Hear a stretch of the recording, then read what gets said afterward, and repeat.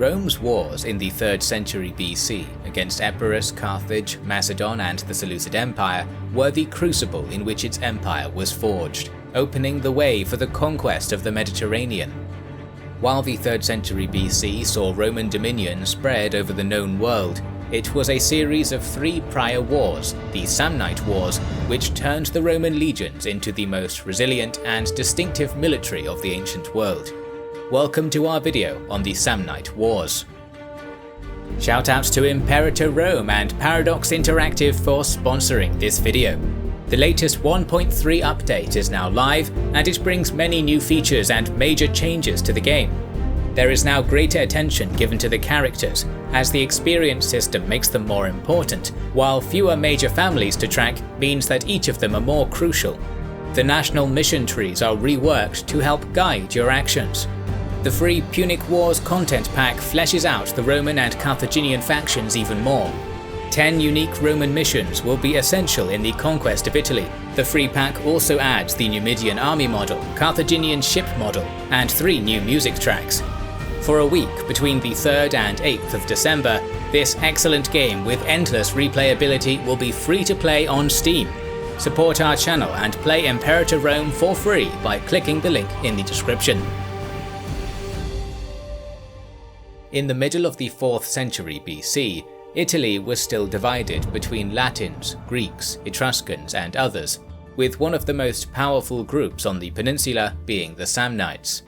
They were an Oscan-speaking tribal federation of semi-nomads living in a landlocked region of the southern central Apennine Mountains called Samnium. The area was politically divided into 4 tribal units, or tutos, each made up of a series of economically self-sufficient villages. These tribes were the Pentri, Hippani, Caudini and Caracini. These 4 often divided tribes made up the Samnite League, forming a union which was far less centralized than the Roman Republic to the northwest. A scant and possibly biased Livy tells us that the League was normally governed by a central council made up of all 4 tribes and a single commander-in-chief who would hold command in war.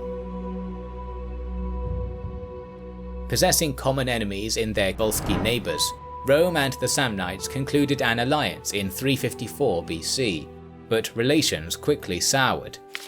Just over a decade later, the latter attacked the Sidicini and Campanians who came to aid them. Despite their alliance, Rome was unwilling to risk a rival power gaining hegemony over Campania's agriculturally rich land. They broke their alliance and intervened on behalf of the beleaguered coastal coalition, whose members submitted themselves to the Republic. The consular armies marched to war, and in 343 BC defeated the Samnites in a series of battles at Mons Gaurus, Saticula and Suessella. Before they could take advantage of these wins, however, a serious revolt among Rome's Latin subjects broke out in 342 BC, forcing both sides into a mutually beneficial peace and a renewal of their previous alliance. This shift led the Campanians and Sidicini, only recently allies of Rome, to switch sides and join the anti-Roman uprising, igniting the Latin War. Roman armies quickly triumphed in the largest battle of the war in 340 BC at Mount Vesuvius, but isolated bouts of violence continued springing up for the next few years until 337 BC, when the Republic imposed a settlement on its defeated rivals, which reshaped its relations with the allies and subject peoples. A hierarchy was created, in which Rome's Latin subordinates no longer had any military or diplomatic dealings with other powers, but were only bound together by their alliance with Rome. Citizens in some loyal cities, such as Lanuvium and Aricia, received full Roman citizenship, while some other disloyal but strategically crucial ones, such as Antium, received the same perk, as well as a Roman garrison. However, hostilities between the Eternal City and the Samnite League began to resurface in 328 BC, when a Roman colony was established at Fregulae. It was on the eastern bank of the Liris River, on the Samnite side of what had been long considered a boundary between the two powers. Tensions escalated over the next couple of years over Fregellae and the expanding Roman presence in Campania. The spark for war breaking out again finally came in 326 BC, when a pro-Roman faction in Neapolis expelled its Samnite garrison and handed the key city over to Roman control. The war began with a swift Roman offensive into western Samnium in the same year. In the campaigning season of that year, Quintus Rullianus disobeyed orders and attacked a nearby enemy army, winning a great victory at Imbrinium. Roman pressure continued to build in the years after, and in 321 BC, with defeat looking increasingly likely, the Samnite Council appointed a prominent statesman named Gaius Pontius as commander for the year. He made a speech decrying any thought of surrender and proclaiming the just nature of their war against Rome. Then he marched out with his army and encamped at Caudium, primary centre of the Samnite Caudini tribe. The Samnite general made sure to keep his army hidden, and from his new base, he sent 10 soldiers disguised as shepherds to the consular army encamped at nearby Calatia. There they spread false rumours that a Roman-allied city called Luceria was about to fall. The consuls for the year, Calvinus and Albinus, chose to take a shorter but more difficult route to the supposedly besieged city through the Caudine Forks, in a series of increasingly narrow defiles with wooded hills and sheer overhanging cliffs on each side. The unwieldy Roman phalanx units began descending into the first narrow pass and emerged from it safely onto a small plain. However, when they reached the entrance of the second, they found it blocked with a barricade. At about the same time, the Romans began observing Samnite warriors on the various areas of high ground surrounding them, prompting the consuls to retreat in the direction from which they had come.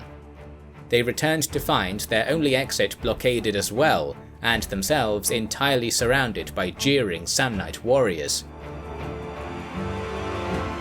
As the entrapped army debated among itself how to get out, the surprised Pontius wrote to his retired father, Herennius, asking what he should do. The retired Herennius rode to join the Samnite army, and immediately advised either that his son kill all of the Roman soldiers or let them all go uninjured, because such extreme options would either bring a lengthy peace through generosity or weaken Rome severely. Uneasy with the choices, Pontius and the other tribal leaders asked what would come from taking a middle path. Herennius stated to them that the Romans are a nation who know not how to remain quiet under defeat. Whatever disgrace this present extremity burns into their souls will rankle there forever, and will allow them no rest until they have made you pay for it many times over. With that, Herennius departed, but his wisdom went unheeded. After numerous other Roman attempts to break out of the trap failed, they were forced to treat with Pontius. In return for their lives, Rome would suffer a humiliation which they would never forget. Each member of the army, from ordinary legionary to consul, was shamefully forced to walk bowed under the yoke of spears at sword point. 600 equites were taken by the Samnites as hostages to guarantee the peace and that the offending Roman colonies would be relinquished.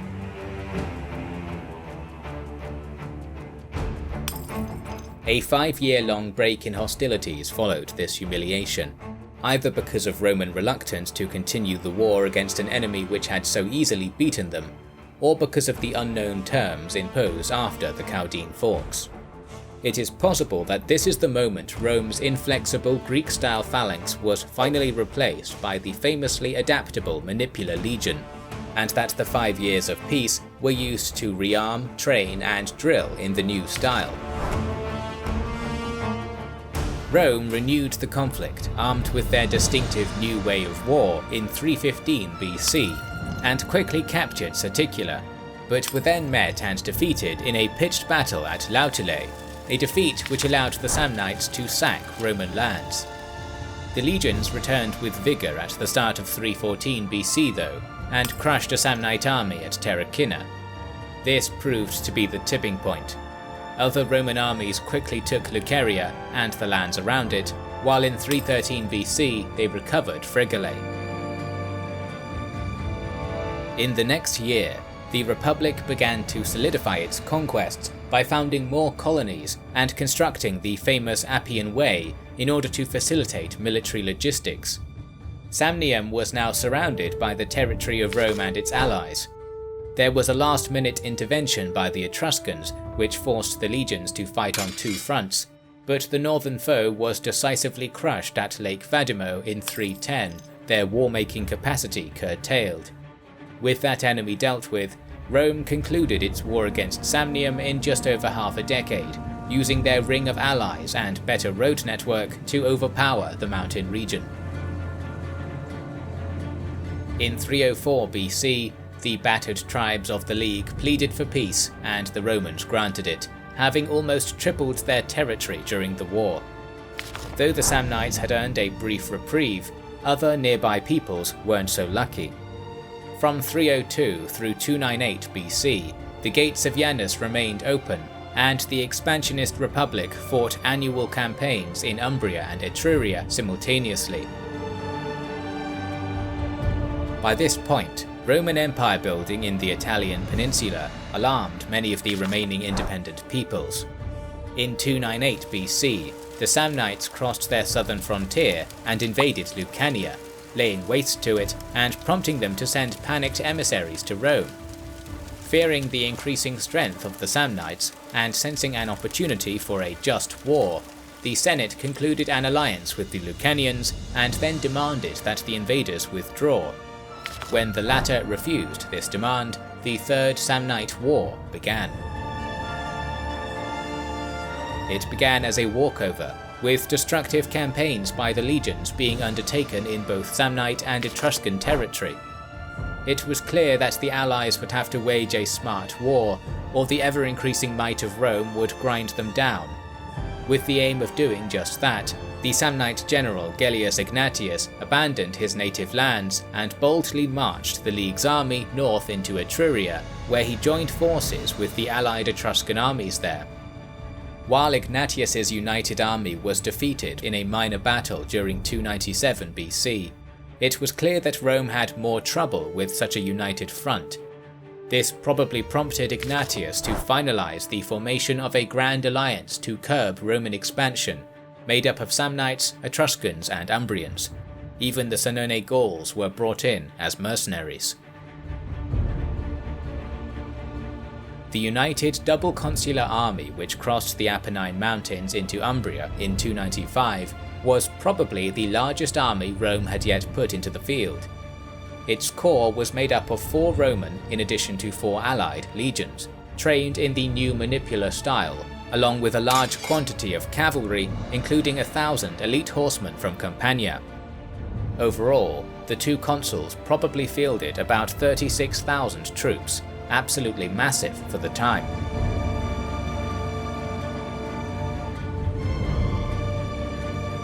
When this giant Roman force encamped only 4 miles away from the 4-nation allied army near Sentinum, the latter decided to divide their forces. The Gallic and Samnite contingents, being the most experienced and ferocious warriors, would engage the Roman legions. As the fighting was going on, the Etruscans and Umbrians would sweep around, attack the enemy camp, and hopefully hit them in the rear when the fighting was at its fiercest. Unfortunately for the allies, deserters from their camp snuck over to their Roman enemies at night and revealed these plans in detail to the consuls, allowing Rullianus to come up with a countermeasure. He sent swift messengers to 2 smaller Roman armies nearby, under Gnaeus Fulvius and Lucius Postumius, with orders to advance north and raise the Etrurian lands around Clusium. When the Etruscan and Umbrian contingents of the Grand Alliance discovered this, they split off and moved to protect their ravaged territories. Deprived of almost half their army, the Samnites and Gauls refused to engage with the Romans in battle for 2 days, waiting for their allies to return. However, constant Roman cavalry raids and harassment caused casualties, which, at dawn on the 3rd day, led the anti-Roman forces to march onto the plain near Sentinum and line up for the coming battle. the legions formed up to meet them. On the Gallo-Samnite right was the horde of Senone Gauls from northern Italy, facing the half of the Roman line including the 5th and 6th Roman legions under Publius Decius Mus. On the other side of the field, the Samnites, led in person by their general Gellius Egnatius, drew up opposite Rullianus and the other half of the Roman army, including the 1st and 3rd legions. Cavalry on each side was placed on both flanks of the field. The Romans also had a small reserve contingent behind their lines, while the Gauls were backed up by about 100 formidable war chariots. Perhaps the greatest battle that had ever taken place in Italy was joined with a disciplined, methodical advance on the Roman side and the notoriously ferocious charge of the Samnite and Gallic warriors opposite them. The charge's impact was a heavy one, and initially sent the first line of Romans reeling back, but they quickly recovered, after which the fighting descended into a hard-fought contest along the entire line, with neither side looking able to land a decisive blow anywhere. However, as the grueling combat took its toll, fighting on each wing of the battlefield began to differ in its quality, influenced by the temperament and experience of its commander. The aged and patient consul Rullianus knew his Samnite foe's tendency to tire after a powerful initial charge, and therefore ordered a defensive approach, taking as few losses as possible, whilst making orderly withdrawals as needed. It would take time, Rullianus believed, but the Romans would outlast their enemy. On the other wing, Rullianus's younger colleague Decius was having a worse time of it, his legions suffering harsh losses at Gallic hands, anchored as they were behind a firm shield wall which pushed the Romans back. The consul, who was unwilling to wait to see if the Gauls would tire, instead took action, riding out to his left wing and personally leading a successful cavalry charge, which twice drove the Gallic horse from the field. However, on the third assault, Decius's contingent charged too far and became encircled by enemy mounted troops. Yet despite the bad tactical situation, they still could not be broken. The Gauls now sent their chariot units into the fray, each trailing a baggage wagon behind it. A combination of Roman unfamiliarity with chariot warfare and their horses becoming frightened by the noise made by the wheels of the Gauls' baggage carts quickly led to the rout of Decius's horsemen. Having lost control of their mounts, many of the Roman cavalry ran uncontrollably into the infantry line, spreading disarray and demoralizing some of them into fleeing from the battle completely. Sensing an opportunity, the Gauls launched another violent infantry charge against the disorganized Romans, which further routed Decius's section. The consul's father had sacrificed himself during the Latin War decades earlier to grant the Romans victory, and now Decius realized it was his turn to do the same. He proclaimed loudly, so that all the superstitious Roman soldiers would hear him, "I carry before me terror, rout, carnage, blood, and the wrath of all the gods, those above and below. I will infect the standards, the armour, the weapons of the enemy with dire and manifold death.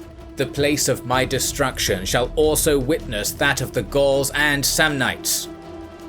With his intentions made clear, Decius charged his steed into the part of the line where the Gallic ranks were thickest and was instantly slain by throwing spears and other missiles.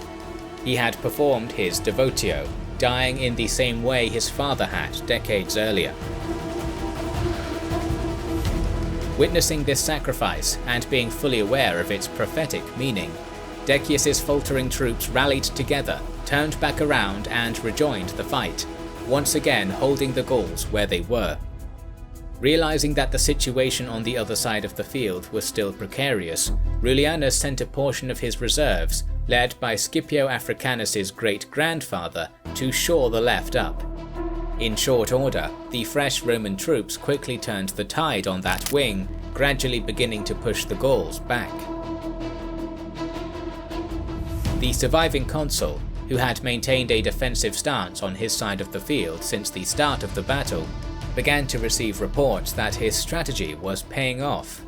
the Samnites opposing him were starting to tire, their stamina exhausted by the long fight. Rome's remaining reserves were fed into the fray at this point, and the right-wing cavalry swept into the Samnite flank. This general advance broke the enemy line, and Ignatius and his troops routed past their Gallic allies back towards the camp. It was only at this moment that Rullianus learned of his colleague's death. Seeking to secure the victory, he sent 500 of the most elite Campanian cavalry and the Principes of his 3rd Legion on a deep flanking maneuver around the wavering Gauls. This was the end of the battle. The allied army was scattered and broken. The Roman Republic had prevailed in its most massive contest so far, and the new manipular system proved its superior adaptability and flexibility. Yet the victory was not a cheap one. 8,700 Roman soldiers lay dead on the field, most of them on Decius's wing. This must have seemed like a preferable fate to the Gauls and Samnites, who had collectively suffered a total of 25,000 killed and a further 8,000 taken prisoner.